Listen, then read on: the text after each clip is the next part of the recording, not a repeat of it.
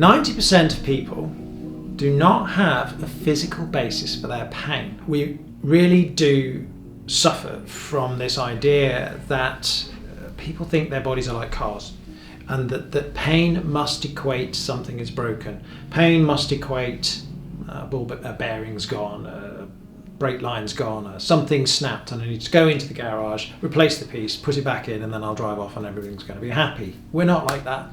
We're a living, breathing, biological, healing creature.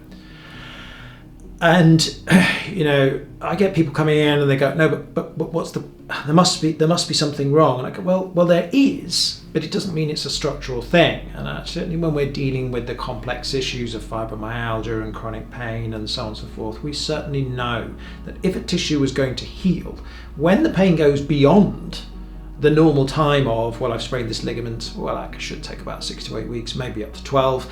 If you've still got pain in that ankle 12 months later following, then there's something else going on. Now, yes, that might be a recurrent injury, proprioceptive loss. But if we've got pain that is going beyond the length of time that their tissue should take, then that tells us that there's something else going on, and there's usually a neurological element to their pain. There are 3 types of pain that are commonly classified.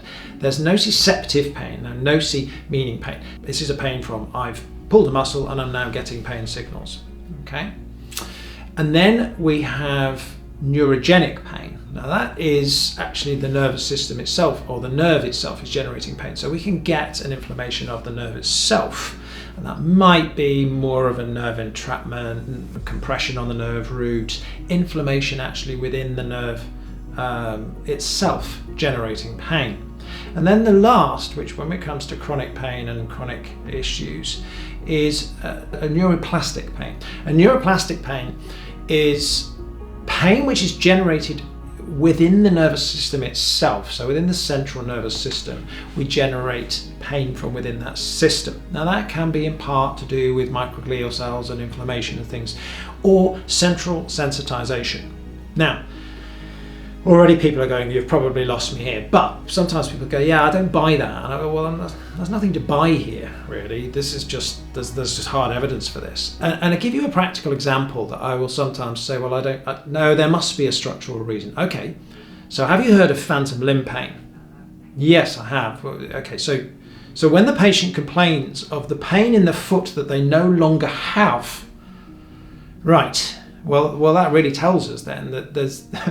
No, it can't be nociceptive pain because you don't have the source of the pain anymore.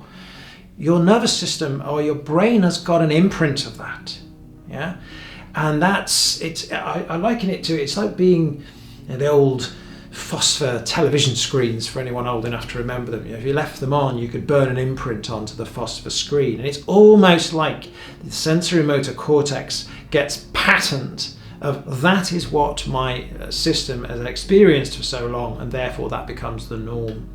Yeah, we all have an interoception awareness, a proprioceptive awareness of our bodies. I'm closing my eyes here because I'm kind of feeling my own felt sense. I know I have arms, but they don't have a hard edge. And they have an experience, they have a feeling of a density, a warmth, a spaciousness, a heaviness, and all of those qualities are how our brain is perceiving the experience of our living body.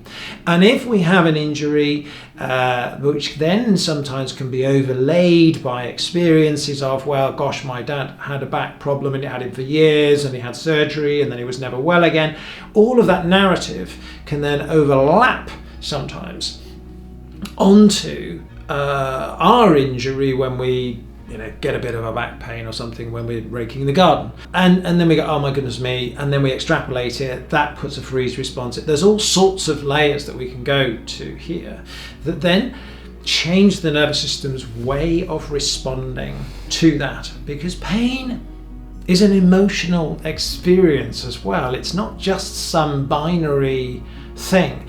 I kid you not, I've been in conferences for 4 to 5 days discussing the subject of measuring pain for 5 days, and the answer is we can't. There are some pretty good questionnaires, but they're convoluted McGill pain questionnaires. These are complicated pain questionnaires around the qualitative, quantitative, subjective, spiritual, emotional nature of pain.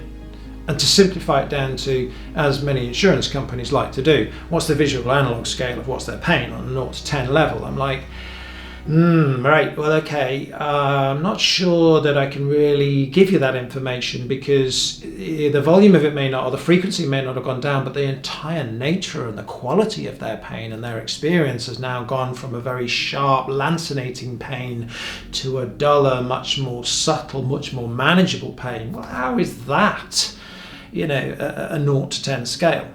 Pain is a huge subject, and it certainly isn't just down to being a direct correlation with some physical damage. So what's the importance of that?